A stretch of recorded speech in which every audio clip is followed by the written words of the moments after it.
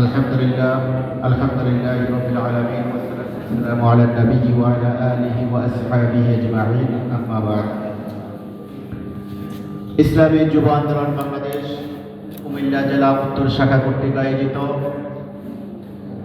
আজকের এই যুব সম্মেলনের মহতারাম সহযোদ্ধা সভাপতি প্রধান অতিথি হিসেবে উপস্থিত রয়েছেন ইসলামী ছাত্র আন্দোলন বাংলাদেশের সাবেক কেন্দ্রীয় সভাপতি ইসলামী আন্দোলন বাংলাদেশের মহতারাম কেন্দ্রীয় দাওয়া ও প্রচার সম্পাদক জননেতা মাওলানা শেখ ফজলুল করিম মারুফ ভাই, উপস্থিত রয়েছেন ইসলামী আন্দোলন বাংলাদেশ কুমিল্লা জেলা উত্তরের সভাপতি সেক্রেটারি সহ সহযোগী সংগঠনের দায়িত্বশীল বৃন্দ এবং আমার সামনে ভূমিষ্ঠ সংগ্রামী যুববন্ধুগণ, সকলকে জানাই ইসলামী যুব আন্দোলন বাংলাদেশের পক্ষ থেকে আন্তরিক শুভেচ্ছা ও অভিনন্দন। প্রিয় বন্ধুগণ, আমরা স্বাধীনতার আজকে ৫৩ বছর শেষ করে ৫৪টি বছর অতিবাহিত করতে যাচ্ছি। স্বাধীনতার যে লক্ষ্য উদ্দেশ্য ছিল আমাদের সাম্য, মানবিক মর্যাদা, সামাজিক ন্যায় বিচার প্রতিষ্ঠা করা, সমাজ থেকে বৈষম্য দূর করা, কিন্তু স্বাধীনতার ৫৪ বছর অতিবাহিত হতে চলেছে, কিন্তু আমাদের এই মৌলিক লক্ষ্যে আমরা পৌঁছাতে পারি নাই। মানুষের অন্ন, বস্ত্র, শিক্ষা, বাসস্থানের যেই ব্যবস্থা হওয়ার কথা ছিল, আজকে দেশ স্বাধীন হওয়ার এত বছর পরেও আমরা সেই লক্ষ্যে পৌঁছাতে পারি নাই। এর মূল কারণ ছিল স্বাধীনতা পরবর্তী সময়ে যারা এই ক্ষমতায় এসেছে সবাই দুর্নীতি করেছে, এমন পর্যায়ে দুর্নীতি হয়েছে তাদের ১৪ গোষ্ঠী যদি আগামী ২০০ বছর পর্যন্ত বেকার বসে বসে খায়, তাদের অর্থ ফুরাবে না। তাদের ১৪ গোষ্ঠীর ভাগ্যের পরিবর্তন হয়েছে, কিন্তু এই বাংলাদেশের সাধারণ মানুষের ভাগ্যের পরিবর্তন হয় নাই। যারা এই ক্ষমতায় এসেছে, স্বাধীনতা পরবর্তী শেখ মুজিবুর রহমান ক্ষমতায় এসেছিল, মানুষ মনে করেছিল পূর্ব পাকিস্তান যেহেতু ভাগ হয়ে বাংলাদেশ হয়েছে, মানুষ এবার বৈষম্য মুক্ত একটি বাংলাদেশ পাবে, যে বাংলাদেশে সাম্য, মানবিক মর্যাদা এবং সামাজিক ন্যায় বিচার প্রতিষ্ঠিত হবে।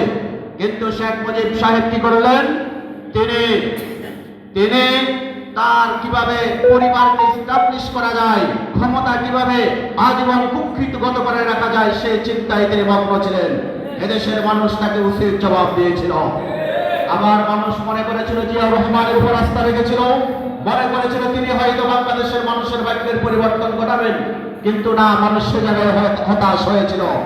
তারপরে এসেছিল হোসেন মোহাম্মদ এরশাদ, মানুষ ভেবেছিল তার ছেলে মেয়ে নাই, সে হয়তো মানুষের তার নিজের জন্য না করে দেশের জন্য কিছু করবে, কিন্তু সে মানুষের ভাগ্যের পরিবর্তনের চিন্তা না করে তার ভাগ্যের পরিবর্তনের চিন্তা করে সেই স্বৈর শাসক উপাধি নিয়ে আন্দোলন সংগ্রামের মাধ্যমে ৯ বছর পরে তাকে হঠাতে মানুষ বাধ্য হয়েছে।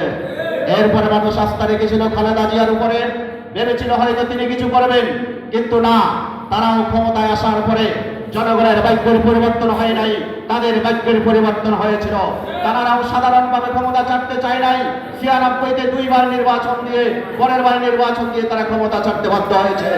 এরপরে মানুষ ভেবেছিল শেখের মেয়ে হাসিনা তার বাবার করুণ পরিণতি থেকে হয়তো শিক্ষা নিয়ে এদেশের মানুষের জন্য কিছু করবে, তাকে আবার মানুষ ৯৬-তে তার উপর আস্থা রেখেছিল।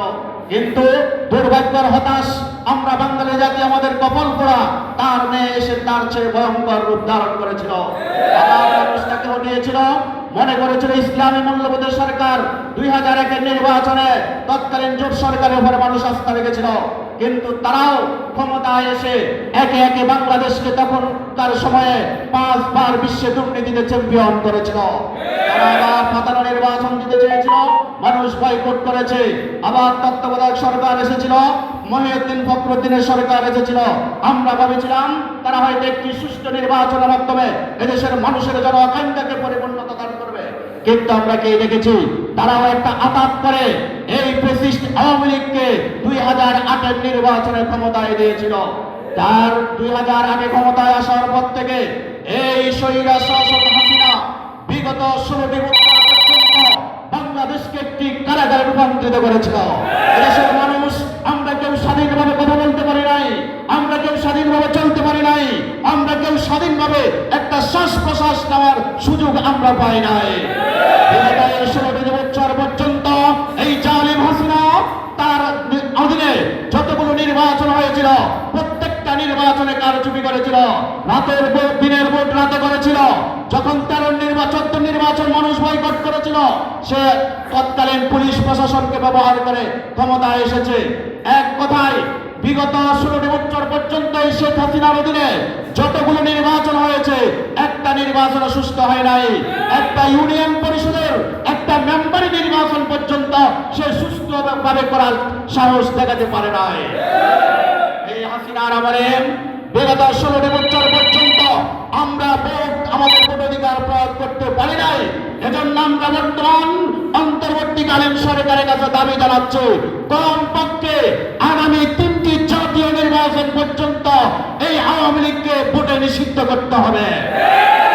এই আওয়ামী লীগ কি করেছিল? বিগত 16 বছর পর্যন্ত একজন ইউনিয়ন মেম্বার থেকে শুরু করে প্রধানমন্ত্রী পর্যন্ত রাষ্ট্রের দায়িত্ব যারাই ছিল প্রত্যেকে চোর এবং বাটপার রূপান্তরিত হয়েছিল। এই চোরগুলো, এই ডাকাতগুলো আমার দেশের খেটে খাওয়া মানুষের শ্রমের টাকা, দামের টাকা, বিদেশে প্রবাসী ভাইদের দাম জ্বালানো রেমিটেন্সের টাকা, তারা দেশের টাকা বিদেশে পাচার করেছে। কোটি কোটি বিলিয়ন টাকা বিদেশে পাচার করে তারা বেগম পাড়া করে তুলেছিল, যার প্রমাণ আজকে আওয়ামী লীগ যখন দেশ থেকে পালিয়েছে তারা বিদেশে সবাই চেকের হয়েছে। আমরা অন্তর্বর্তীকালীন সরকারকে দাবি জানাবো, অনতিবিলম্বে এদের প্রত্যেকের অর্থ কিভাবে ফিরিয়ে আনা যায় তার ব্যবস্থা গ্রহণ করতে হবে।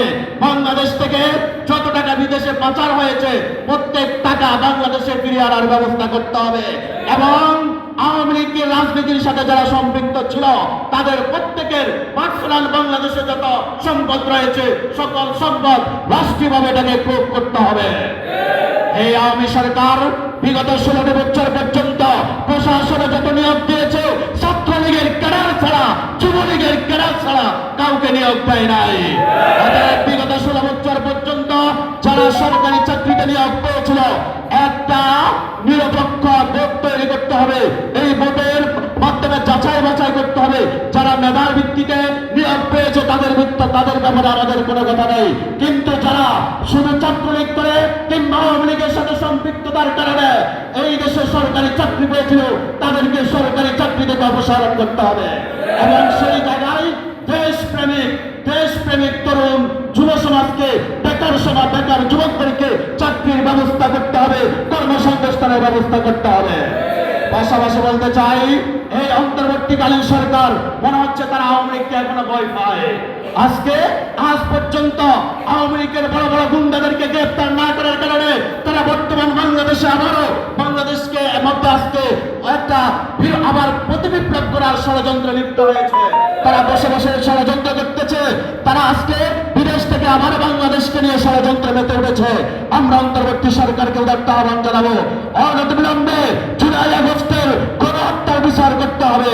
আওয়ামী লীগের যত নেতা কর্মী জুলাই আগস্টের গণহত্যার সাথে সম্পৃক্ত অনতিবিলম্বে তাদেরকে গ্রেফতার করতে হবে এবং তাদেরকে উপযুক্ত বিচার করতে হবে।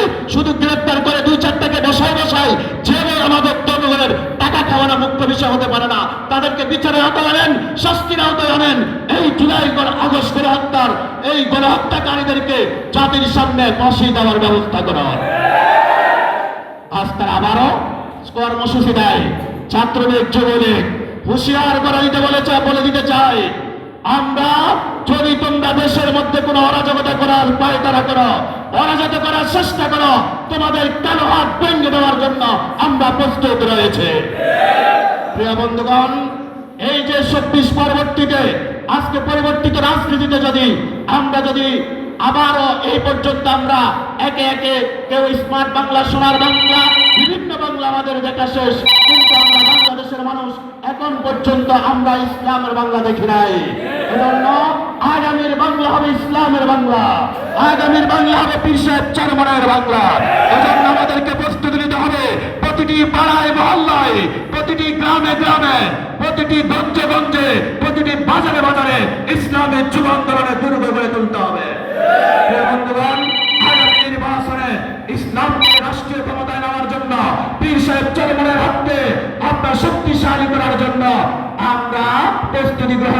হবে, প্রতিটি বুথ কেন্দ্র ভিত্তিক ইসলামী যুব আন্দোলনের কমিটি গঠন করতে হবে।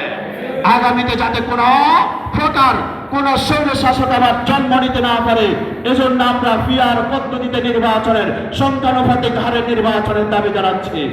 এই নির্বাচন হলে কি হবে দেখেন, 2008-এর নির্বাচনে আওয়ামী লীগ ভোট পেয়েছিল, তারা ভোট পেয়েছিল 49%, আসন পেয়েছিল 230টা, বিএনপি ভোট পেয়েছিল 33টা, আসন পেয়েছিল সম্ভবত 30টা।